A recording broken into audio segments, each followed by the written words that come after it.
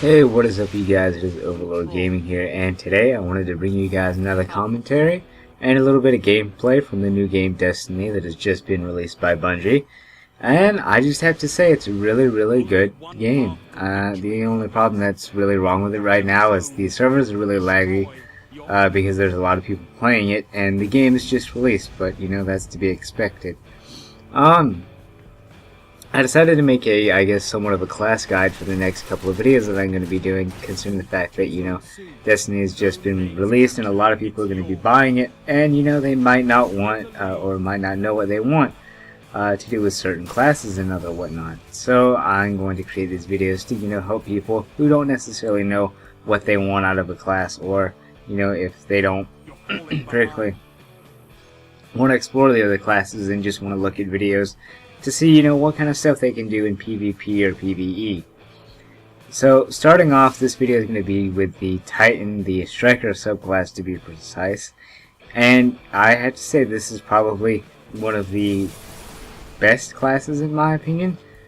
Now, the reason that is simply because of the fact of it's really hard hitting and it has a lot of armor. I mean, if you play RPGs, or, you know, MMOs, he's basically the knight character. That's what he's supposed to be, and he does it really well.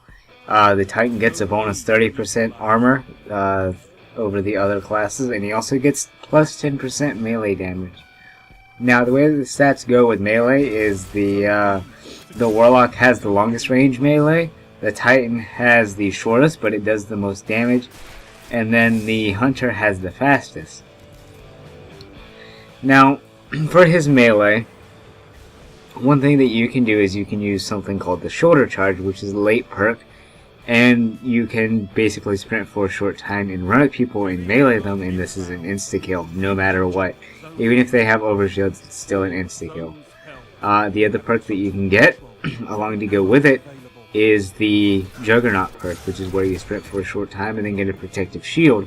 Now, in my opinion, I think this is going to be slightly overpowered, simply because of the fact of it's going to give you basically double health by, you know, running away. And, you know, people who are, you know, shooting at you and fighting you, if you can run back around the corner and manage to get away, you can get an overshield and, you know, go back around said corner and probably beat them.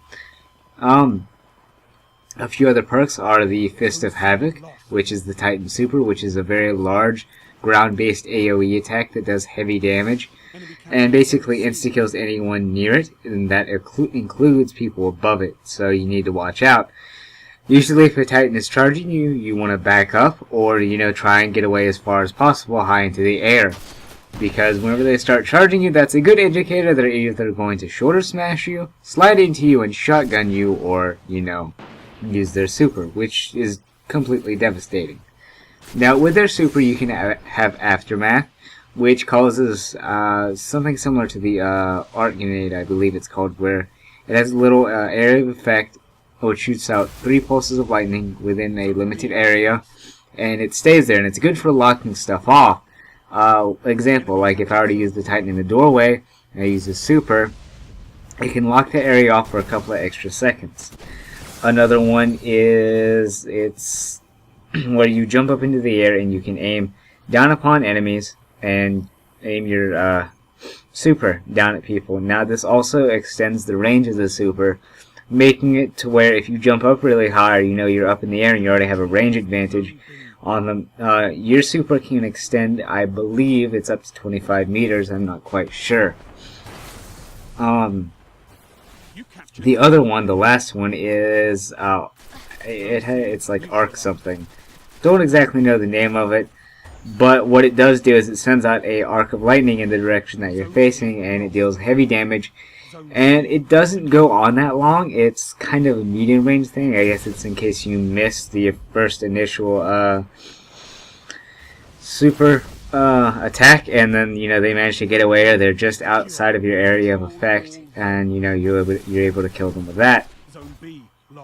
Along with this, the Fist of Havoc, it has something that has a chance to cause an area of effect arc damage.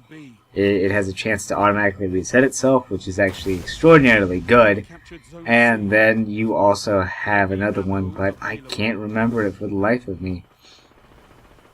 His grenades are flashbang, which are really good for PvP. You have a arc grenade that damages stuff, and it does so for 3 or 4 pulses of arc damage.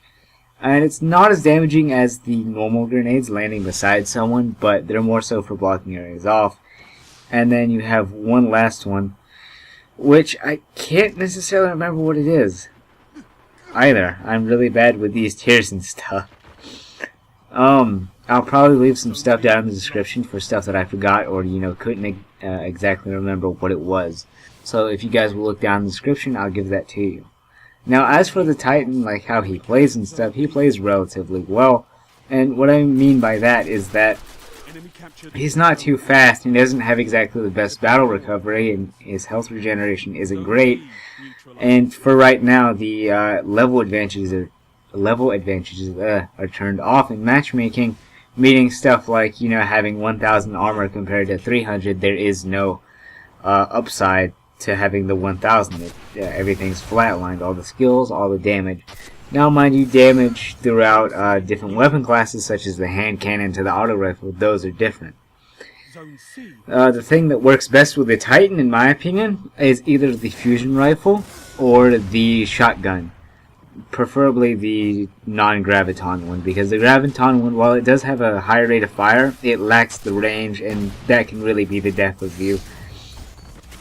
The thing that I was kind of concerned about with him was more so of his subclass, which was the Defender. Now, the Defender is exactly as it sounds. It's a defensive class. It's meant for PvE, not so much for PvP, although if you use it correctly, it can be extraordinarily useful. Now, this guy is basically the PvE's medic. Now, what he does is he deploys a giant impenetrable shield, and it can either do one of 3 things. It can give you armor protection while you're inside, meaning whenever you walk out, it cancels out. Now, and then another one, when you pass through it, you either get a overshield or you get extra weapon damage. Now, how much? I don't exactly know. I haven't unlocked it yet. Personally, I find this guy really good for running strikes because of the fact of if I'm playing a high-level strike and my teammates go down and there are a bunch of enemies staring at their dead bodies or their ghost, I need to run over there and pick them up. So what I would do is I'll run over to them, slide at the last sec, deploy my super, and then pick them up. And then we have a few, about 20 seconds, a couple of seconds to stay and regain our breath and, get our ammo loaded back into our weapons.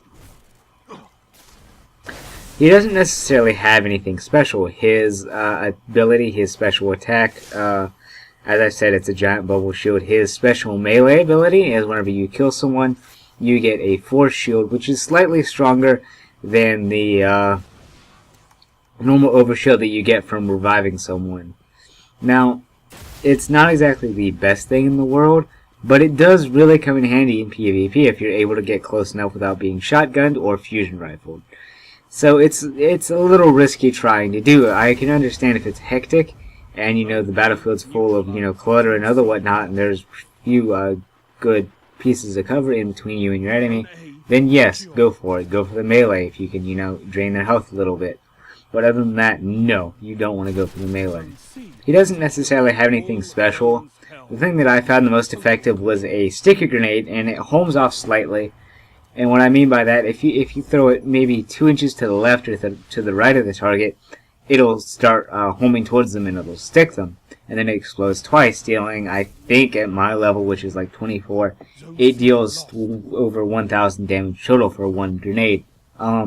He has almost something like a direct grenade, which are those little, almost like Halo 3 spike grenades that shoot out lightning. And they're not exactly the most useful things in the world. I mean, they don't stick to their target, they bounce off of everything. It has a very limited area of effect, and it only goes in one direction, which is usually facing up. And unless the enemy is really far above you and just standing in one place or floating in one place, you're not going to be doing all that much. So, the best one, as again, it's probably going to be the one that explodes twice. He doesn't necessarily have anything good. The best way that I would, tell you how to use him is if you've ever played Halo 3 or Halo Reach, because Halo Reach had it as well, and you knew about the bubble shield, then best thing to do is watch your radar, pop it up to defend yourself from, getting either naded out or taking, far too much damage, and, you're getting shot at from multiple angles, and then wait for people to close in. And if you're gonna do PvP, then I suggest getting Armor of Light or the Blessing of Light, which one is whenever you're inside the shield, you get OS, and then whenever you're outside of it or walk out of it, you get the overshields as well. Weapons of Light is more of a PvE thing, in my opinion, simply because of the fact if you're already taking damage from people, which is the reason you pop the shield in the first place, you're not necessarily going to want damage, because you either have to go out of the shield in order to shoot people, because you can't shoot through the shield, sadly, and you're risking yourself to even more fire and enemies who know you're going to have to come out of that, who have already corrected their aim onto you. So that's, fighting a losing battle.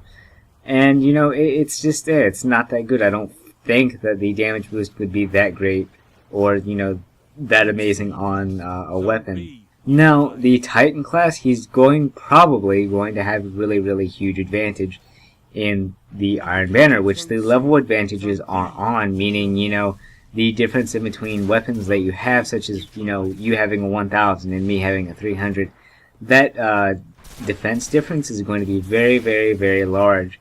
And you're probably going to, totally destroy my character if you have the weapons to boot. Now, I do want to warn you guys, whenever you're using this, the only really class that you have to watch out for classes, is the Gunslinger. You have to watch out for his special, because Hunters aren't really that bothersome. And then, along with that, you also have to watch out for the Sunsinger Warlock. Now, those guys, I'll talk about them in the next video.